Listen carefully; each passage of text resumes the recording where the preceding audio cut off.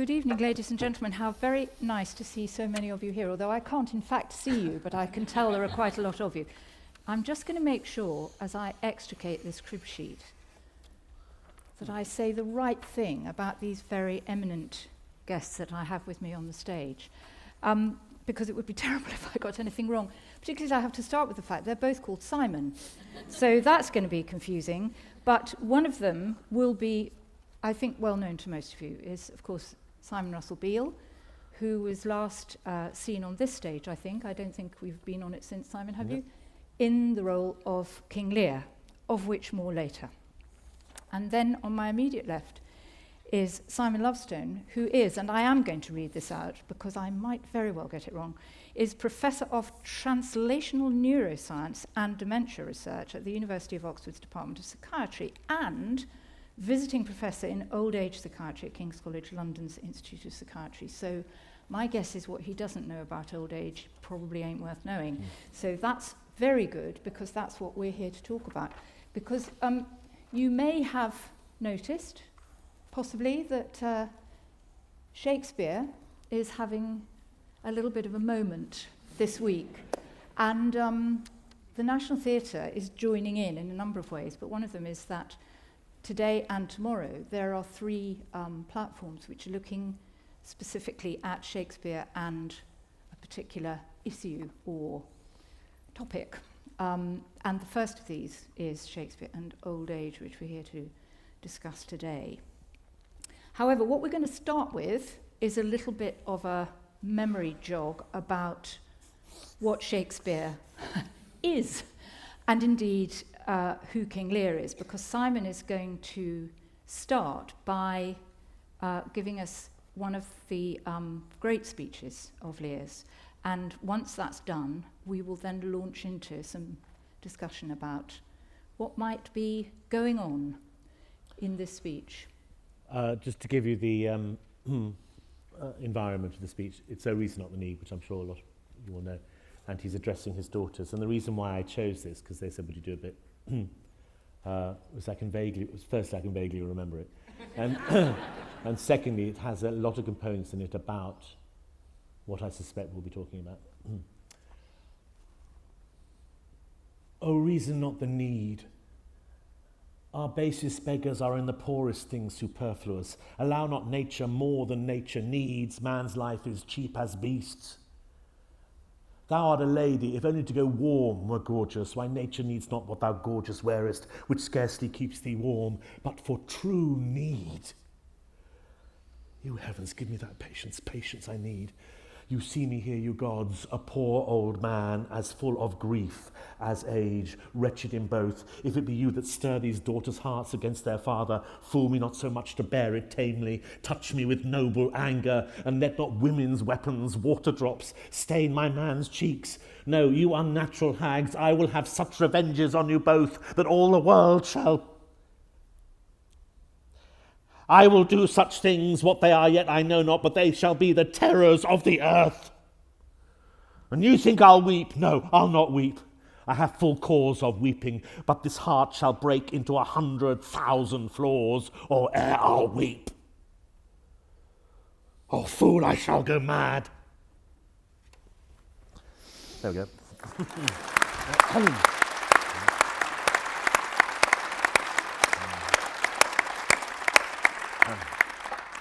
Happy memories. Indeed. Well, locked into that speech is so much about who Lear was, who he is, and who he is becoming, that we might... it's a pivotal moment. It's a pivotal moment, indeed. So before we start to talk about that, I wanted to ask Simon and Simon each a kind of slightly more general question than specifically about this play and this character. Because here we are in this great birthday week, and Shakespeare is on every billboard and in every newspaper, and lauded and loaded with superlatives. And Simon himself has referred to him in a previous platform, which some of you may even have been here for, as a genius. This was written by a genius. This is, of course, it's fine because it was written by a genius. And I wanted to ask you, Simon,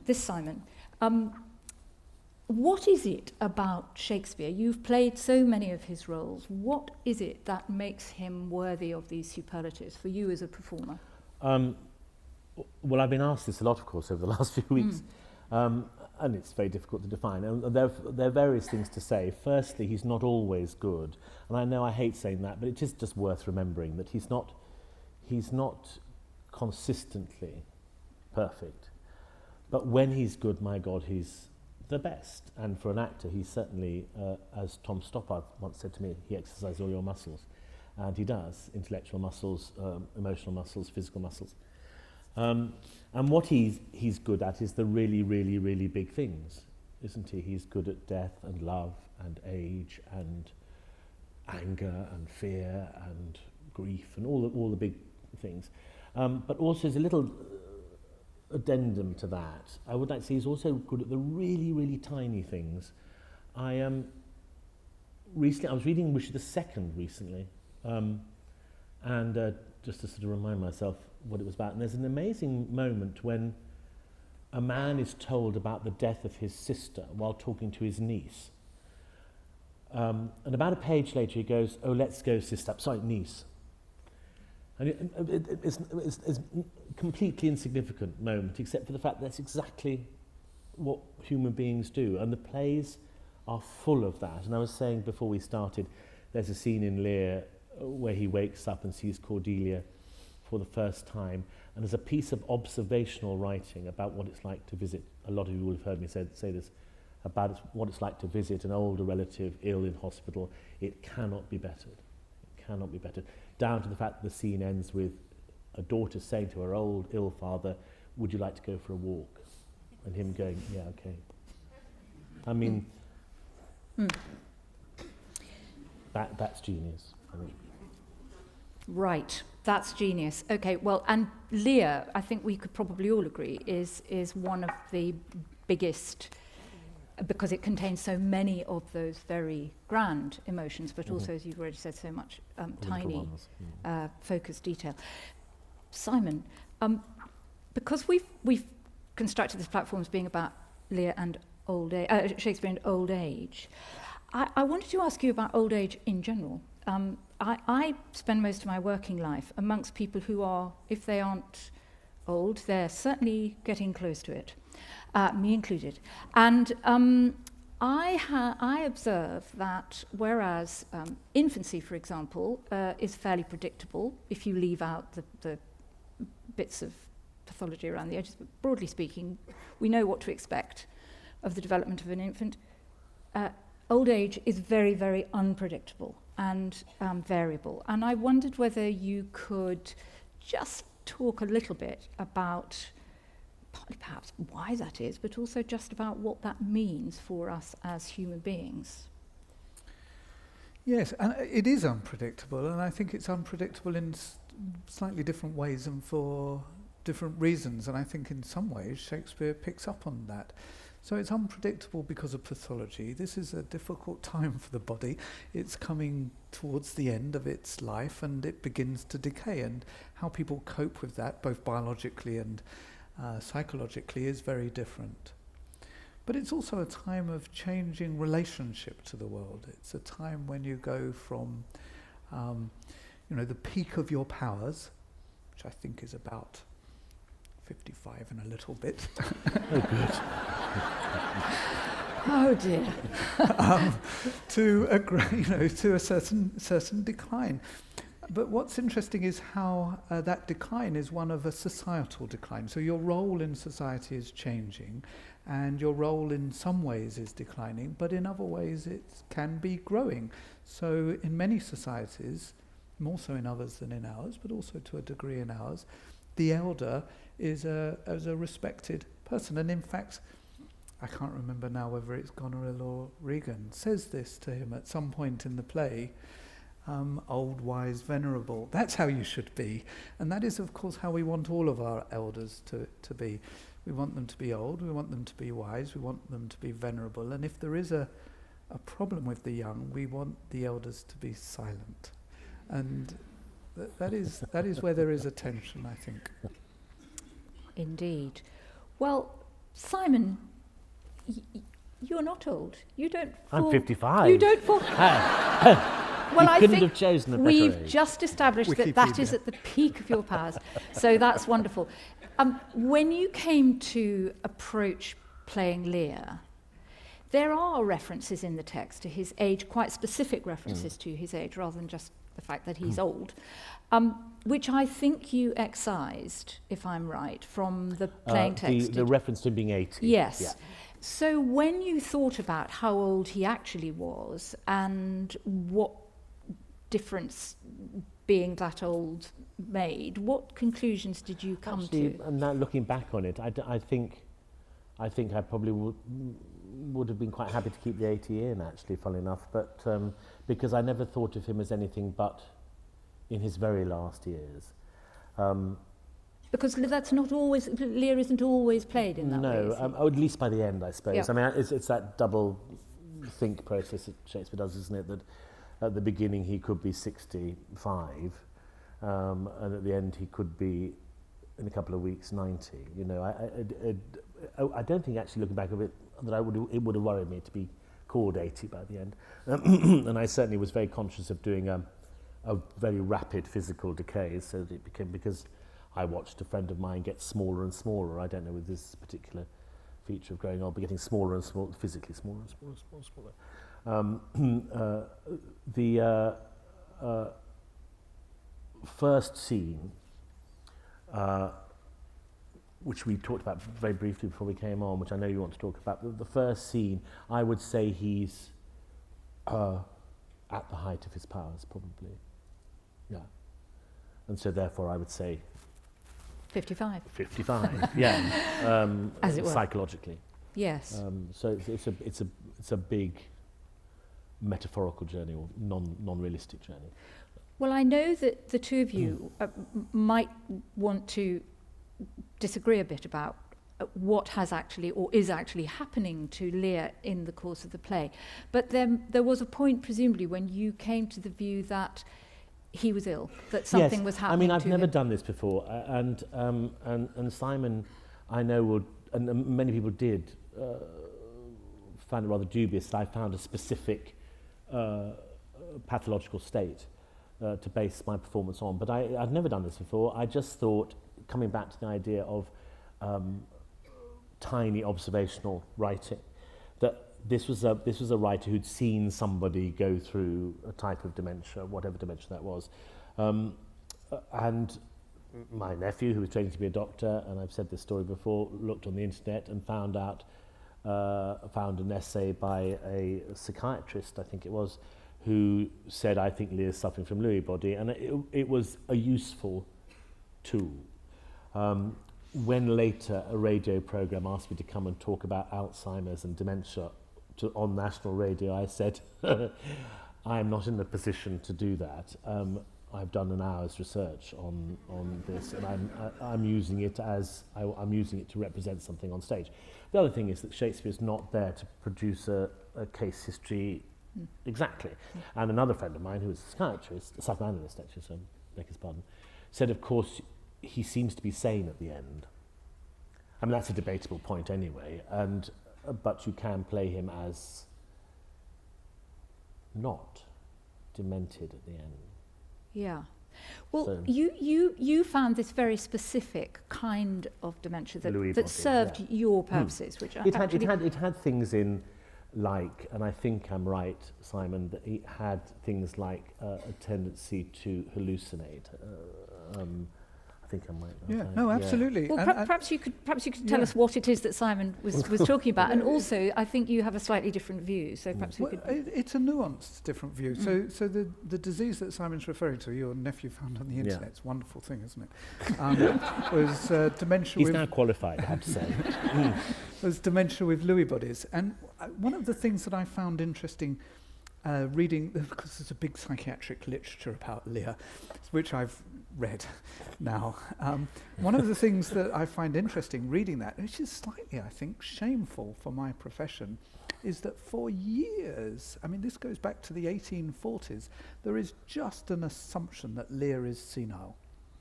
And that word is used, and it's used interchangeably with what we now say is Alzheimer's disease. And it is categorically wrong. There is no possible way Lear is senile. He has none of the characteristics of senility. But dementia with Lewy bodies is a disorder that only was described in the 1980s. It was hidden in plain sight from psychiatrists and brain doctors for many, many years. We didn't know about this disease for various technical reasons, which you probably won't want me to go into. But it is quite right, and I think it was a brilliant observation, and Lear could have had dementia with Lewy bodies. So the characteristic features of dementia with Lewy bodies are a fluctuating state, so people can be very, very ill one moment, and really in full clarity and sanity the next. And that changes so often that as a doctor, they get misdiagnosed by us. Many, many times people with this disorder until it becomes apparent in retrospect. That's one. Another is that dementia with Lewy bodies molecularly is Parkinson's disease, but not in the bit of the brain that controls movement, but the bit of the brain that controls thinking. So it is actually molecularly the same as Parkinson's. So you speak about the pill-rolling tremor, the shuffling gait, the difficulty in getting up of a chair, and the various physical characteristics. And then the third component, which is the most striking one, is the visual hallucinations. And the visual hallucinations are typically of animals, which Lear has, but also of people. And here is one of the reasons why it's not quite right for me, but I mean, it's a fiction. But when I read it as a sort of diagnostician, the visual hallucinations of people with dementia with Lewy bodies are typically not frightening, and they're often of small people. Can I give you an example? So I'll disguise this a little bit for sort of confidentiality reasons, but I had a patient who had dementia with Lewy bodies, and he was being treated for a psychosis, which he didn't quite have. So I went to see him. This was when I worked in South London at the Maudsley Hospital. And I saw this man, and he was sitting by his French windows, looking out onto the shared garden in his council flat on the ground floor. And he told me about what he could see. And he said, well, he sees men, lots of men, walking up and down the garden, and they had sandals on. And the sandals had straps. And they were wearing skirts. They were red skirts. I'm beginning to get an idea of where this is going. And they're wearing metal here, breastplates. And they've got daggers or swords. And they've got helmets with a red plume. I said, well, what do you think they are? And he said, they're about this big. And he was really curious and interested and not frightened. And he described them walking up and down the garden. I said, well, what do you think they are? He said, well, I think they might be soldiers, and probably Roman soldiers. But it's very odd, because you don't normally get Roman soldiers in Peckham. And it was... he was curious, and he had an idea that this wasn't normal, but he couldn't sort of contextualize it. And the fact that they were small and, a couple of thousand years out of date hadn't quite... and that's a very typical, if somewhat elaborated. The material it gives actors when they approach a part like this, for instance, when you were talking about whether they're real or not, when he sees Cordelia in the famous, what I call the hospital scene, though it isn't the hospital scene, but he's unsure whether that's a hallucination too, which I think is, my brain goes, oh yes, of course. Emotionally, that's such a valuable thing, that if he's a man who has been hallucinating, let alone obviously the dogs and the mouse, the famous mouse, but suddenly, and she is real, what material that gives you as an actor to suddenly realise you're not hallucinating, she really is there, is invaluable, whether it's medically accurate or not. So.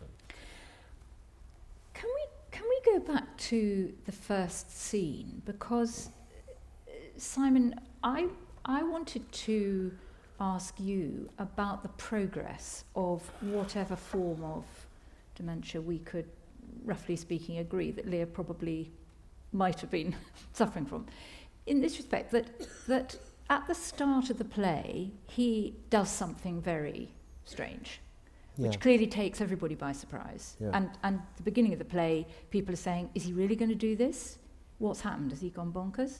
There's something already beginning to build that uncharacteristic behaviour is emerging. However, and this was true in the way that you performed it, Simon, I think, and often is, the perception that we as the audience have is that his daughters and his court are definitely afraid of him. Yeah. And I suppose what I wanted to ask is, when people are moving from being in full possession of their faculties towards a state where actually they have lost their faculties in that transitional period, this is a very glib question, but do they become more themselves or less themselves? Because Lear's fearsomeness is very clear in that scene. It doesn't seem to be uncharacteristic because people... I'll answer first, only because I think Simon's might be a more interesting answer, but partly because I never really settled with that scene, and I'd be interested. I haven't talked to many other Lears, but I suspect it's the real bugger, and you have to make big decisions, I think, probably, and Sam, the director, and Sam was very keen on him being frightening, and I think that's right. I think he should be somebody who has been a firm ruler. He also, which was my debate with Sam a little bit, was that he should be admired and loved by certain people on stage, Kent and Cordelia, and Edgar later, so that there is a quality about him. But this particular moment in time, that's not particularly evident. And he does something which his greatest friend calls evil, and I think that's very important. It's evil what he does. And Jenny's heard me bat on about this a moment, about sentimentality in Shakespeare. I think, we sometimes tend to sort of step away from the horribleness of what Shakespeare portrays sometimes. And what Lear does, I think, in the first scene is evil. It doesn't make any sense politically, emotionally, anyway. It's a bad, bad thing he does. Consequently, part of the process of self-discovery is about acknowledging that, which I don't think he gets to until right at the very end. No, he does. I'll give him that. He gets to self-knowledge at the end, but it takes a long, long time. So I think it's a scene that I've found and still find profoundly puzzling. Can I ask you, so it's so interesting. So he there's two parts to that first scene, aren't there? There's the demanding public declarations of love from his daughter, and then there's the dividing of the kingdom. Now, the demanding of the public declarations of love and admiration, I need to preface this by saying I'm the father of two daughters. Is that really evil? No, I don't think that's evil. I think that's foolish. I also think that's the improvisation. I've been terribly tempted, I have to say. I think you're right, the scene divides into parts, and one part is improvised, which is while you're there, while you're at it, tell me that you love me. Because basically he knows the answer is going to be yes, of course we love you. I mean, subliminally he knows that. So that's what's so awful about Cordelia going, I'm sorry, what a stupid game this is, because it's meaningless. So, but I think he the way this speech is structured, where he says, "Tell me that you love me," can be played very easily as a sort of, "Oh, I know, just come on, tickle me, stroke me." But the division of the kingdoms is, we know, already pre-planned, because we have a scene at the very beginning of the play between Gloucester and Kent saying, "We know there's going to be a division of the kingdoms." That, I think, is it doesn't make political sense, and therefore I would define as, if that were Stalin or if that were a dictator doing that, you'd say that is profoundly politically wrong, bordering on evil. I can see that. Because it's going to create war. Yes, and does. Yes. So I'll come back to the question of personality and dementia, because it is very, very interesting. But the issue about what he's actually doing there, one of the things that I found resonated for me, obviously it's a different world, but nonetheless, he wants to give up all of the work in being king. He wants to give up all of the responsibility. He wants none of the trouble, but he does want to keep his knights. He wants to keep all of the elements of his grand office.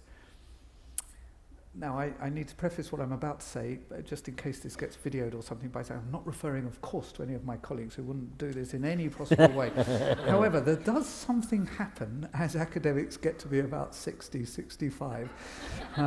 They start thinking about what comes next. And many of them it seems to me, they don't really want to do any teaching any longer, and they're going to give up all of their administrative work, and if they're clinicians, they're not going to do any of that, and of course they're not going to do any research and be responsible, but they would rather like to keep their library card. And also, by the way, an office. And I need a small budget, because of course I need to go to conferences and so on. You know, so it seems to me that to some degree, Lear is becoming an emeritus king. But your question was specifically around personality, and I think that's a very difficult one. There is no very fixed pattern. Supposedly, as people become dementia, one of the things that is said about people that their personality traits become concretized. They become less flexible, and some of those characteristics that they had before become accentuated. I'm not entirely sure or convinced about that.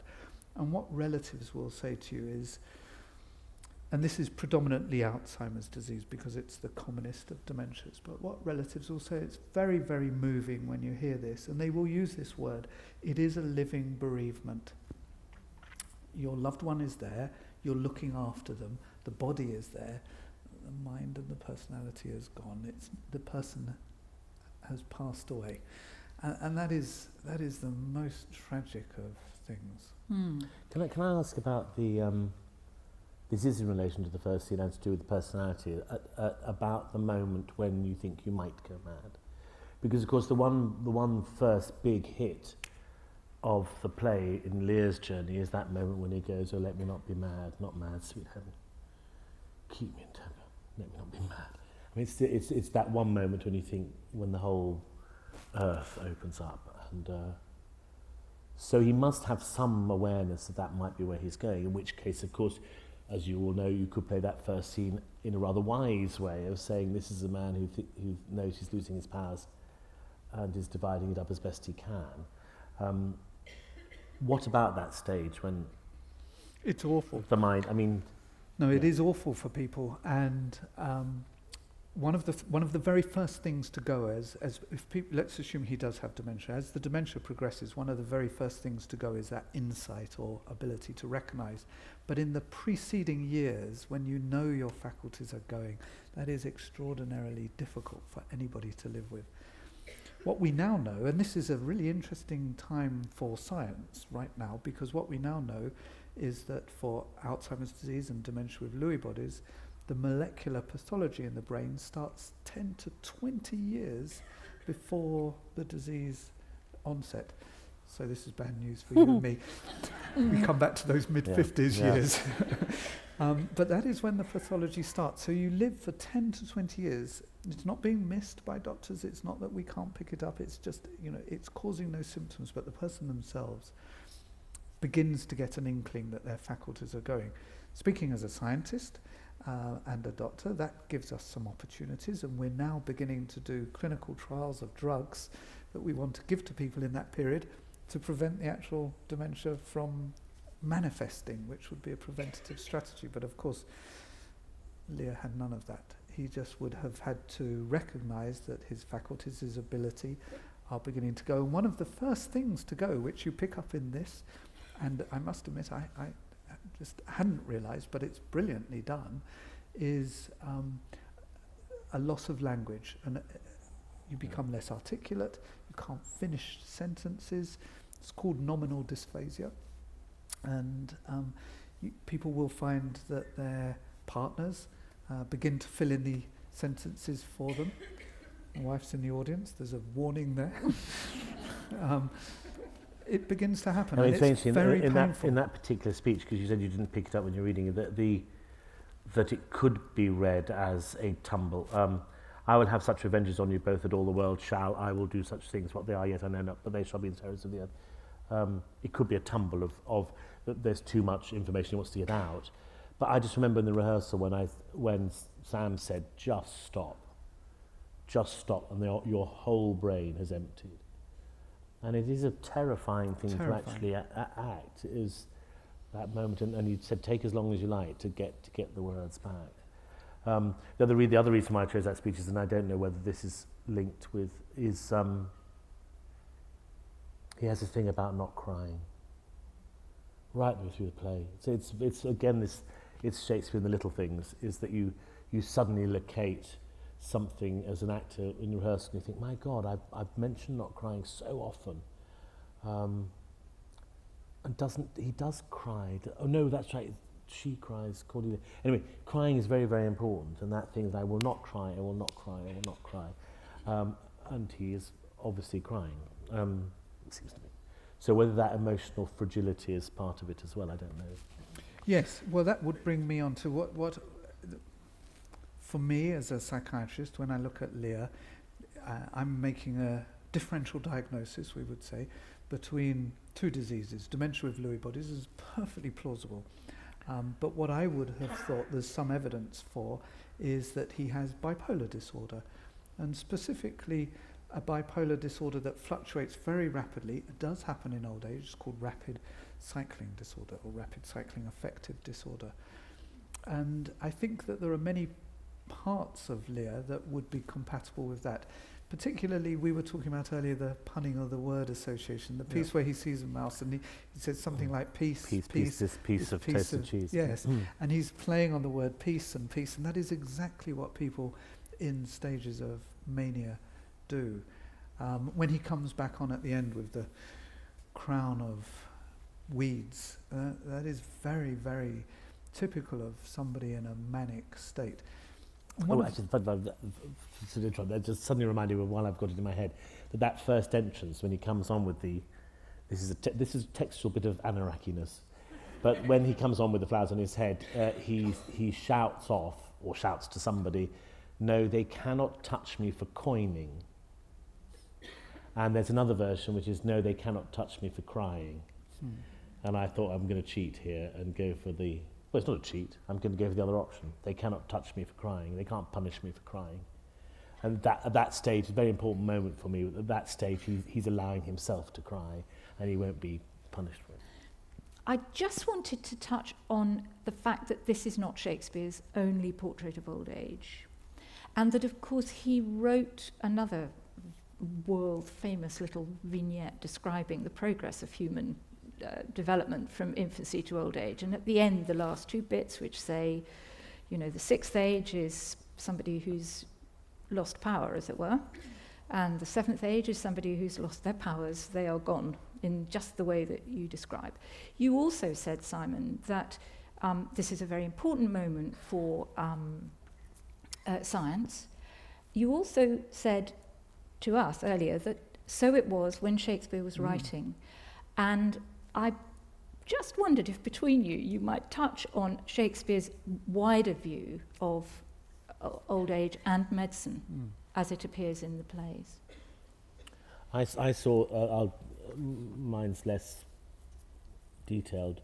I saw The Tempest last night at the Globe, a very brilliant performance by Tim McMullen. And I was suddenly aware that, again, the anger of a man writing, God knows whether he thought he was dying or whether but he must have known he was coming to the point. But that amazing speech, our revels now are ended and these are actors, as I foretold you, are melted into air, into thin air. And I was listening to it thinking, God, that's such a beautiful speech, and then thinking what he's saying is furious. He's saying everything that you have just seen, Ferdinand and Miranda, is a complete puff of nothingness, like our world. And I just, every so often, I thought, with Shakespeare, happened in Lear when he does the marvellous speech about being in prison. And you think the beauty of the writing is sort of belied or contradicted by the savagery of the thought. And the whole of that Tempest I saw last night was about a man talking about being an emeritus, who is going off to be Emeritus Duke of Milan with nothing to do. And I got, at the end of the performance, I thought, he's not going to last 2 months back in Milan. He's got nothing to do. And we talked earlier about Falstaff, that those two plays... Dominic Drumgoole, by the way, did say to me last night, you're obsessed with death. I said, well, Falstaff seems to me to be one of two characters in those two plays who are dying men. And they're dying from the very beginning. And those two plays are, especially the second, of course, famously, are meditations on decay. That seemed to be something that exercised him. Well, it was an extraordinary time when Shakespeare was alive and writing. Just a few years before Shakespeare was born, Paracelsus died. Paracelsus was a Swiss, variously called scientist, doctor, or alchemist. And the fact that he was both of those, he was one of the people that is frequently pointed to who mark the point when medicine transitioned from the medicine of the ancients to a medicine that we would understand today. So the medicine of the ancients, Galen's humours, and you see this in the play. He talks about his choleric, rising of choleric substances and biliousness. And these are the ideas of the Greeks. And what Paracelsus did was talked a bit about that and the disease coming from the stars, but also understood toxicology and how the body got poisoned.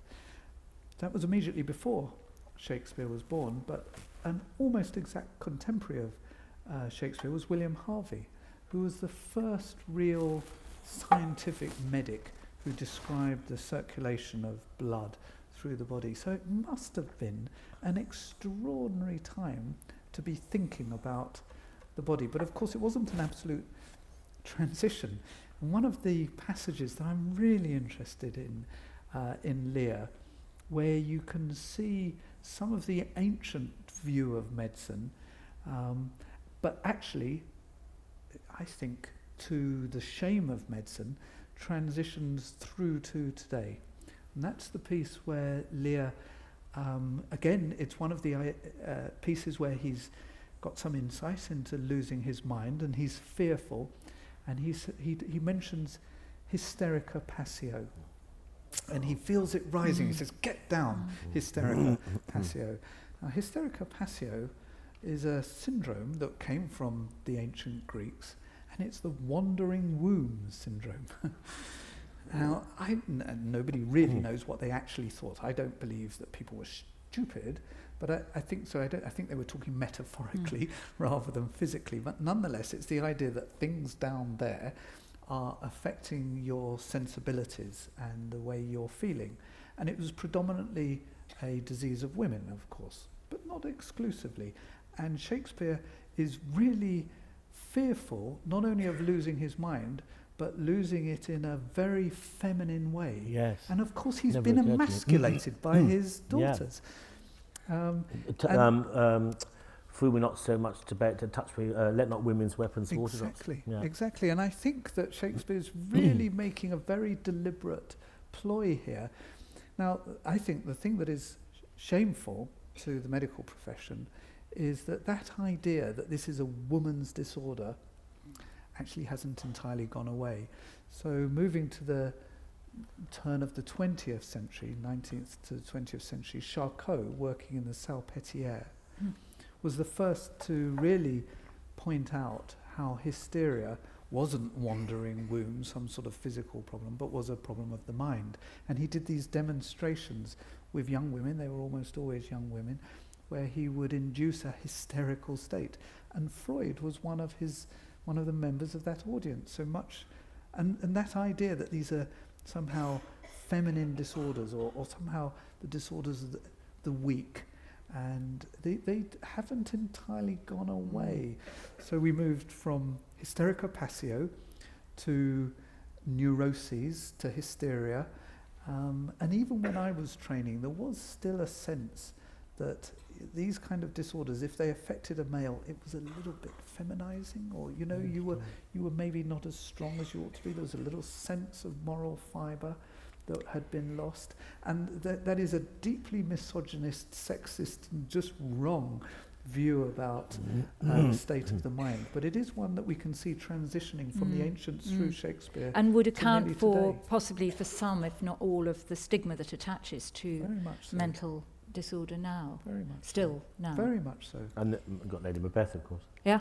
Well, and can I reflect on that as well? Because It will be your turn in a Sorry. minute. It Sorry. really will be. No, you mentioned the dreaded word. another supremely accurate portrayal of mental illness is by Edgar when he adopts the persona of Tom of Bedlam. Now, I trained at the Bedlam at the Bethlehem Royal Hospital, and it was already halfway through its history by the time Shakespeare wrote this, but he describes, in effect, somebody with schizophrenia really well. But then there is that passage where they talk about how the public react to people with mental illness either with bans or with prayers. And I wish that I could say that psychiatry was so very different today. It is better than it was in Shakespeare's time, but there is still, there is still that harbouring sense that we don't understand enough and we don't do enough. We need to do more, better, in a more caring way for people with all sorts of mental illness, not just the bans and not just the prayers, but some real actions. We do have to stop right there, ladies and gentlemen, because there is to be a show on this stage very shortly. I will just say that if you are interested in hearing more about Shakespeare, and tomorrow Lenny Henry will be here in the afternoon with George Agaya to talk about Shakespeare and migration, and in the evening, or this sort of time,